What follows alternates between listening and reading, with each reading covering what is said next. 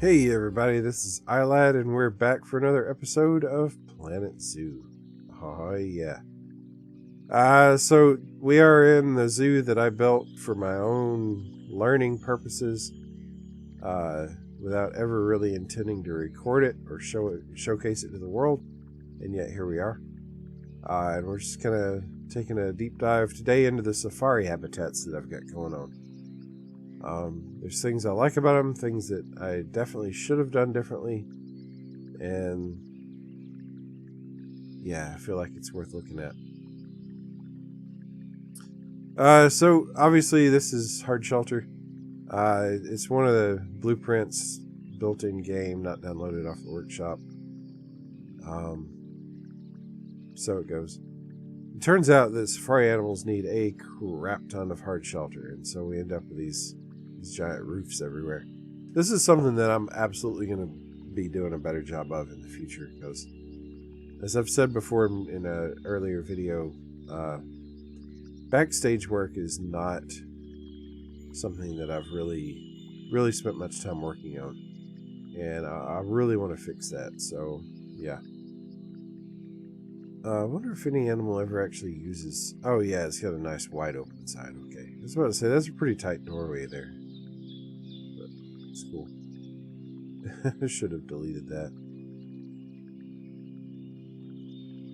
So things that I like about this particular branch of the safari habitat. This is the Safari Hills. I've got probably 3 other safari habitats that we're also going to look at in the same zoo. I really like the rock work. I don't particularly like the fact that I left all this wood paling in play. Like, I really must have been feeling pretty lazy when I put this building in. I don't know. I have no other explanation but that. But something that, like, my daughter loves watching me play in creative mode. So we have, like, her zoos. She's got, I think, 3 now that I build, she watches, she tells me what to do, so we call them her zoos. But in one of them, I did this huge safari habitat, much bigger than this, in fact. There are these little puddles of water everywhere. Like I sort of intentionally made super shallow pools like this. And watching animals splash through them became one of my favorite things about Planet Zoo. Like, hands down, no question. And so now, like, it'll be rare to catch me making a safari exhibit that doesn't have shallow standing water like that. Unfortunately, I don't think we have anything. Oh yeah, we do. Yeah, we do. Let's see. Y'all moving? This crazy slideshow frame rate is why I've been keeping these zoos paused for these videos. I just lost an African penguin. That sucks. But, like, especially when they go running, which this is a little deep to be running through. When they go running, it's incredible. Like, it's so great. And oh crap. I'll be right back. I've just got to deal with Overstocked Animal Trade Center. Alright, where were we? No more unpausing, I promise. But yeah, just watching animals run through shallow ponds like this. So great. So picturesque. Alright, so what I tried to do here, a lot of this is null barrier. It's got the barrier itself is running through this ridge back here in the back. Let's see. Yeah, there we go. So you can see that they've got a nice wide space. And then it runs through. Oh. Well, in theory, it runs through under that path. Oh no, it selected the back. It's back habitat. Where the crap is that barrier? It's like spaghetti. Yeah, okay. I don't know why it's selecting what it's selecting, but whatever. There we go. Yeah, so I tried to hide the null barrier up under the path inside that cliff, and use this basically as a moat. A little bit of overhang to give the guests the closest view I could reasonably give them. At least try to. It was important to me to have easy access into and out of the water because, again, animals in water is it's one of the great things about the game.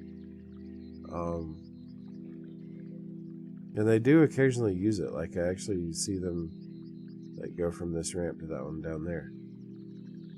I probably put more effort into this habitat, like painting the terrain, than I normally do.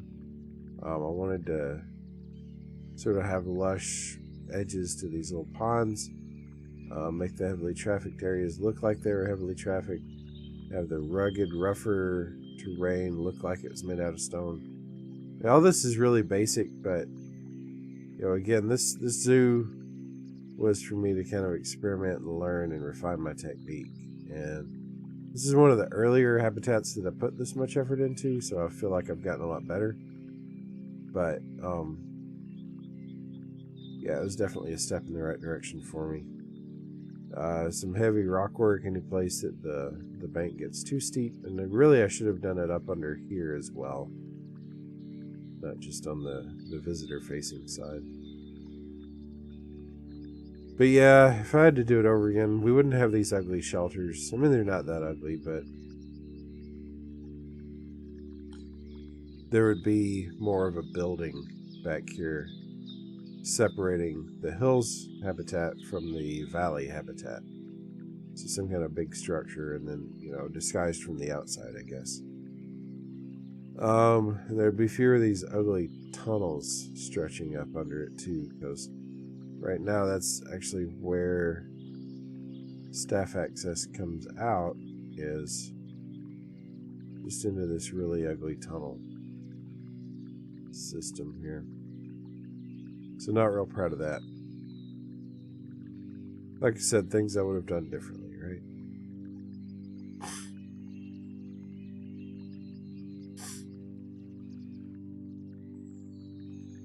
But I'll tell you, certain times of day when the light comes in, this place is beautiful, even with the ugly buildings in the way. So that was the original safari habitat. I also built over here the safari lowlands. Right, that's the lions. Safari lowlands. This was essentially to house like backup animals, backup herds.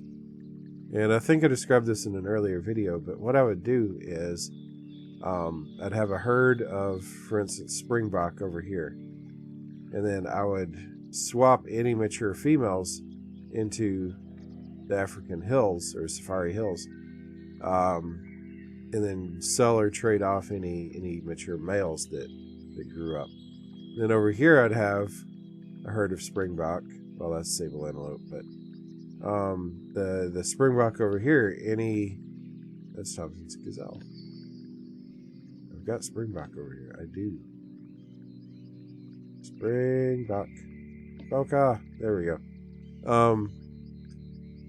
Yeah, like any mature females over here that grew up, I would move into the lowlands and sell off or get rid of the males, right? And this way I could sort of keep my two herds going strong and healthy without actually having to go into the market every time one died of old age. In fact, right now I've got one of the male springboks. Let's see, so not him. Must be the male in the hills here. Is actually about to die of old age. Yeah, that one. Show me. Yeah. Poor fella. He's been a good springbok. Oh, he's still viable, actually. Weird. Let me get my conservation credits for him then. Bye. And so, like, I can replace him from some backups that I've kept here in... Oh, that reminds me, I need to replace an male African penguin as well. 3,000. Yeah. I want a gold rated, but I don't know if I want a gold rated that bad. Fine. Sorry. I'm just gonna go ahead and click this in, even though I can't really unpause while I'm recording, because we see how that turns out. What was I doing? Right. Yeah, I've got to get a male springbok in to replace the guy who just died. It's like, this is one of my buddies. Let me make sure that he's not going to be inbreeding. I can basically pick any random female springbok in here and test him against her genetics. So, springbok. Ifama. Alright, so can he breed with Ifama? Because if he can breed with her, he can breed with any of them. So, let's see. Springbok. Siddiqui and Ifama. Please tell me there's only one Ifama.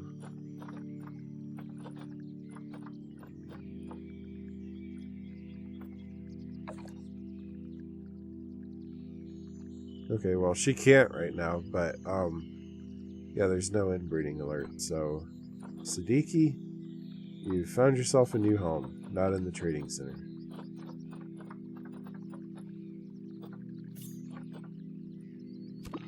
There we go. And so I don't have to go and buy, like, I just dropped 3,000 conservation credits on a penguin, right? But I don't have to do that for Thompson's gazelles, or springboks, or anything else where I've got two herds and I'm swapping them back and forth.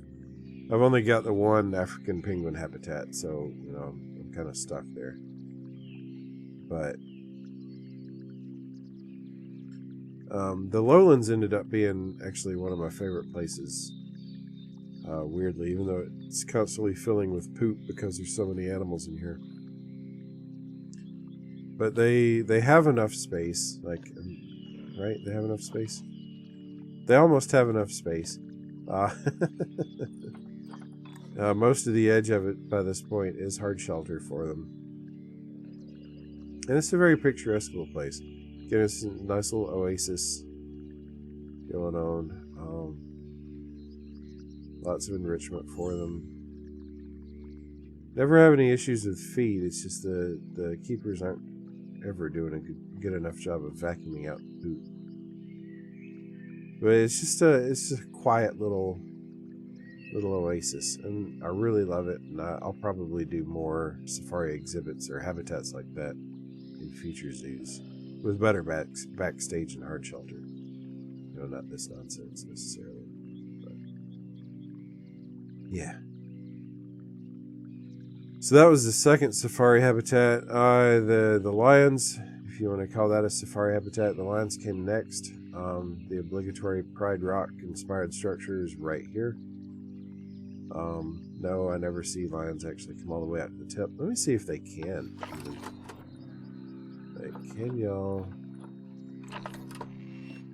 Nah, they can't climb up that. That's fine. Wouldn't want them trying to leap over the wall at any unsuspecting passersby. But like, just getting a lot of the foliage in here. I was kind of experimenting more with the little ground cover plants than I usually do.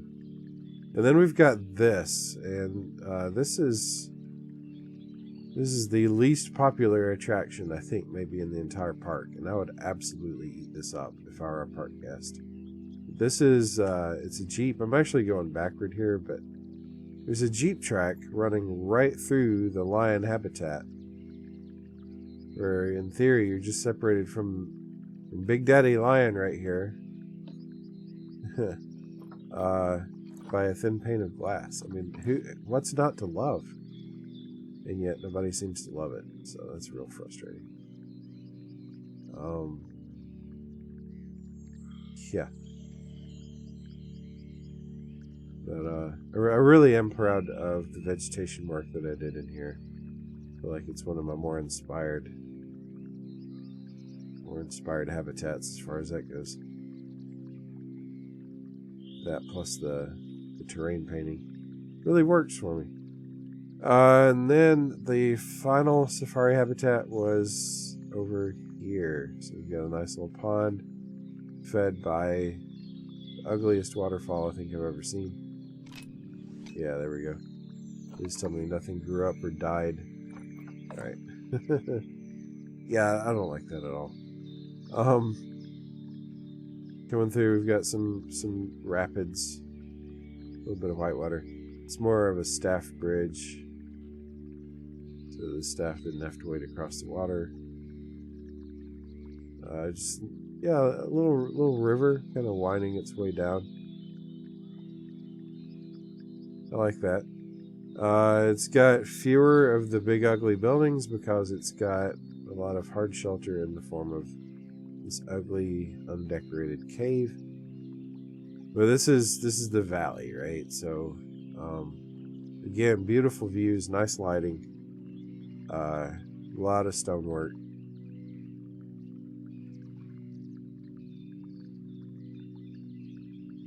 For some reason, I've kept juvenile elephants in here. Where are they? Yeah. Even though I usually had been moving them. Oh no, he's an adult. She's an adult. Did I not see a juvenile in here? Yeah, I did. I had been moving them to a nursery habitat, but I don't know if I just missed moving these and didn't think about it, or if I decided to leave them in for a reason. Hadn't really done much with this zoo in a long time. But again, little shallow ponds of water, because that's how I roll. I don't know what these things are actually supposed to be, but they're pretty neat. And I love watching the elephants play with them. And then here, wait, not here? Where? Here, they can cross over, as you see them doing, en masse. And they can come up in here and just kind of relax and get away from people. Not that many people come to see any part of this habitat. And again, it's just a nice, peaceful little safari area. So, there's things I don't like about it. Yeah. And there's things that I do. And the views and the lights, like the sunlight coming through, definitely on the list of positives for me for this. So that's my safari areas. I hope you've enjoyed watching this. Maybe take a little inspiration from it. I mean, none of them are perfect. If I had done more ground cover and foliage work in this like I did in the lion's habitat, I think it'd be a lot nicer, a lot better. But I love that in Planet Zoo you can get such pretty vistas even with pretty subpar terrain work. Like, it doesn't take much effort at all for this game to just be gorgeous. So that's real nice. But if you enjoyed the video, I hope you'll consider giving a like, possibly hitting the subscribe button. I'll probably do some more deep dive videos here in the future. If there's something in the zoo overview video that you wanted a closer look at, let me know. Give me some ideas for what to record. And I really appreciate your time and attention. Y'all take care. Bye-bye.